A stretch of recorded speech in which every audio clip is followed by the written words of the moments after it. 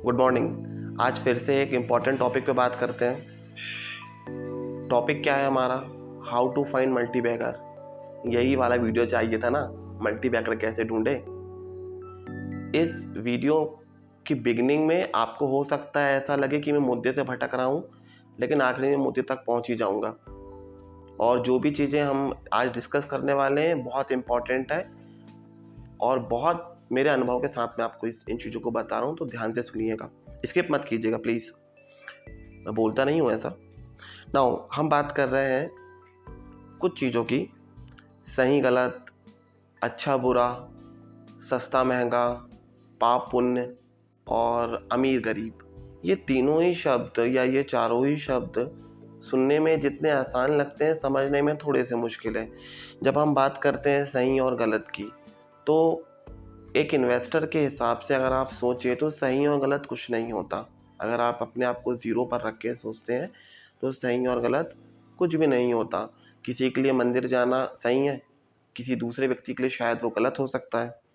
अच्छा बुरा ये भी हमारी सोच पे निर्भर करता है और हमारे विचारों पर निर्भर करता है और हमारे पूर्व के अनुभवों पर निर्भर करता है कि अच्छा क्या, बुरा क्या, शुभ अशुभ। शुभ अशुभ के बारे में भी ये सब हमारी संस्कृति पर और हमारी आजू बाजू के जो वातावरण है, हमारे चारों ओर का जो वातावरण है, ये उस पर निर्भर करता है कि शुभ और अशुभ हम किस हिसाब से लेते हैं। इसको मैं एक उदाहरण से समझा देता हूँ। जैसे अंडा, एग, किसी हिंदू विवाह के अंदर में जब हम बारात घर से लेके जाते हैं तो वहाँ अंडा फोड़ना, यदि कोई अंडा लाके वहाँ फोड़ दे तो बहुत बड़ा अशुभ हो जाएगा। लेकिन वहीं आप मुस्लिम समुदाय में यदि जाते हैं तो वो लोग सबसे पहले अंडे को फोड़ते हैं, फिर घर से बारात निकालते हैं। तो ये दोनों ही किस चीज़ पर डिपेंड करता है, मतलब एक सेम चीज़ एक जगह बहुत शुभ मानी जा रही है और वही सेम चीज़ दूसरी जगह क्या मानी जा रही है, अशुभ मानी जा रही है। अब हम बात करते हैं सस्ते और महंगे की। तो सस्ता और महंगा भी ना, ये डिपेंड करता है कि आप किस व्यक्ति के लिए किस चीज़ को सस्ता बोल रहे हैं, किस चीज़ को महंगा बोल रहे हैं। लाइक एक बहुत अच्छी कोई सॉफ्टवेयर है, कोई टेक्नोलॉजी है, अगर आप एक अमेरिकन व्यक्ति को वो चीज़ बेचने जा रहे हैं तो वो क्या हो गई उसके लिए महंगी, सस्ती। और अगर वही आप एक किसी अफ्रीकन कंट्री में बेचने के लिए जा रहे हैं तो वही प्राइस, सेम प्राइस उस अफ्रीकन व्यक्ति के लिए क्या हो गया, महंगा हो गया। जैसे हम अमीर गरीब की बात कर लेते हैं। जब आप इंडिया में बैठ के अपने आप को देखते हैं तो आपको, कुछ लोगों को ये लग सकता है कि मैं बहुत अमीर हूँ, कुछ लोगों को ये लग सकता है कि मैं बहुत गरीब हूँ। लेकिन जब ऐसा व्यक्ति जो अपने आप को इंडिया में बैठकर ये सोच रहा है कि मैं बहुत अमीर हूँ और वो कहाँ चला जाता है, लंदन के अंदर में रहने के लिए, तो उसको समझ में आएगा कि नहीं भाई, मैं अमीर नहीं हूँ। क्योंकि अमीरी और गरीबी सिर्फ एक तुलनात्मक शब्द है। हम तुलनात्मक दृष्टिकोण से बोलते हैं कि मैं गरीब हूँ या मैं अमीर हूँ। This is the harsh reality that you should understand. Now if you talk about poverty, तो आप किसी यहाँ से एक नॉर्मल व्यक्ति भी जाके अगर अफ्रीका में सेटल हो जाता है तो उसे समझ में आएगा कि मैं तो बहुत अमीर हूँ, क्योंकि वहाँ पे अधिकतर लोग की जो पर कैपिटा इनकम है वो बहुत ही ज़्यादा कम है। तो वहाँ पर उसके हिसाब से तो आप वहाँ के अमीर कहलाओगे। अब हम इस विषय को थोड़ा सा अगर आगे लेके चलते हैं तो ये डिपेंड करता है कि आप किसी भी बिजनेस को करने जा रहे हैं तो आपका क्लाइंट कौन है।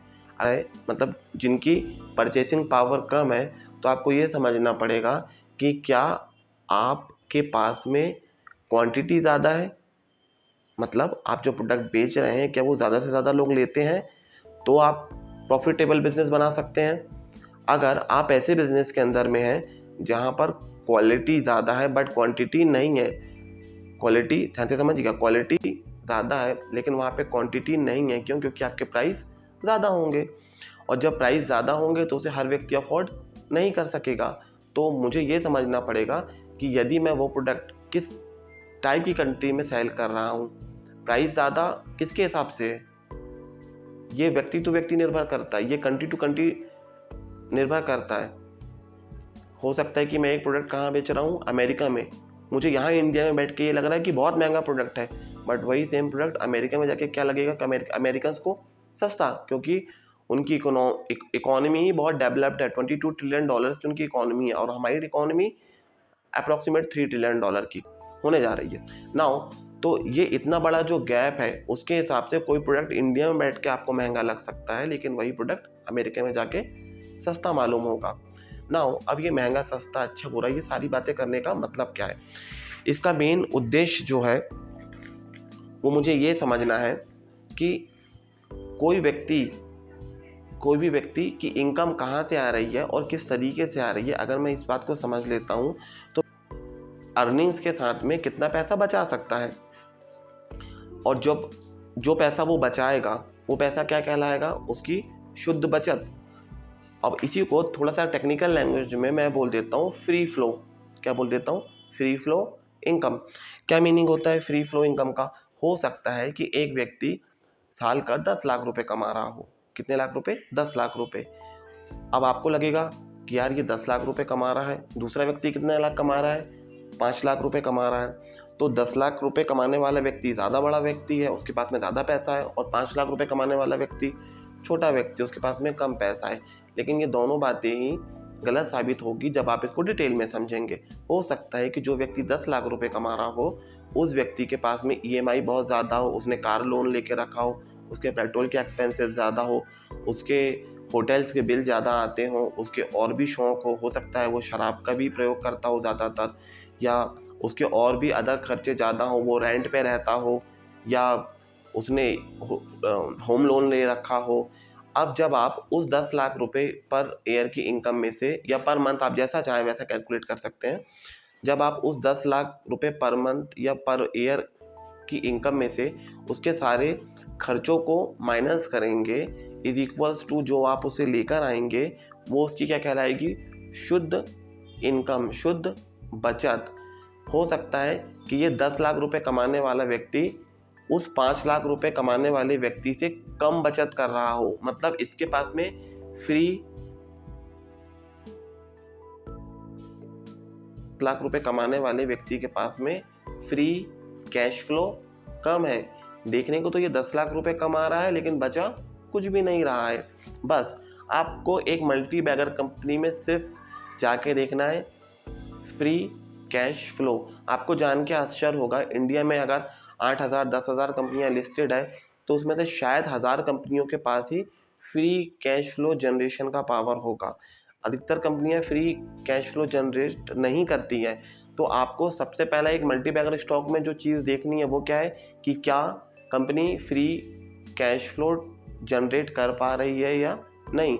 और फ्री कैश फ्लो मैं चाहता तो आपको बहुत जार्गन के साथ भी समझा सकता था, बहुत टफ वर्ड्स के साथ भी समझा सकता था। सीधा सा इजी वर्ड है, सस्ता महंगा, अच्छा बुरा, सही गलत की परिभाषा सोच और समझ से विकसित करिए। दूसरी चीज़, इन्वेस्टमेंट को लेकर भी अपनी समझ को बढ़ाइए। वैसे ही मैं बोल रहा हूँ आपको फ्री कैश फ्लो मतलब एक 10 लाख रुपए कमाने वाला व्यक्ति, मतलब एक बड़ी कंपनी जिसकी टॉप लाइन, जिसकी सेल्स बहुत अच्छी आ रही है, लेकिन हो सकता है कि वो कंपनी फ्री कैश फ्लो के नाम पे कुछ भी जनरेट नहीं कर पा रही है। दूसरी तरफ ये 5 लाख रुपए कमाने वाली कंपनी है जो कि फ्री कैश फ्लो जनरेट कर पा रही है, ये 2 लाख रुपए बचा पा रही है। ये 10 लाख रुपए कमा के भी 1 लाख रुपए भी नहीं बचा पा रहा है। तो आप ऐसे 10 लाख रुपए कमाने वाली कंपनी से अच्छी ये 5 लाख रुपए कमाने वाली कंपनी आपके स्टॉक को मल्टी बैगर बना के देने की क्षमता रख सकती है।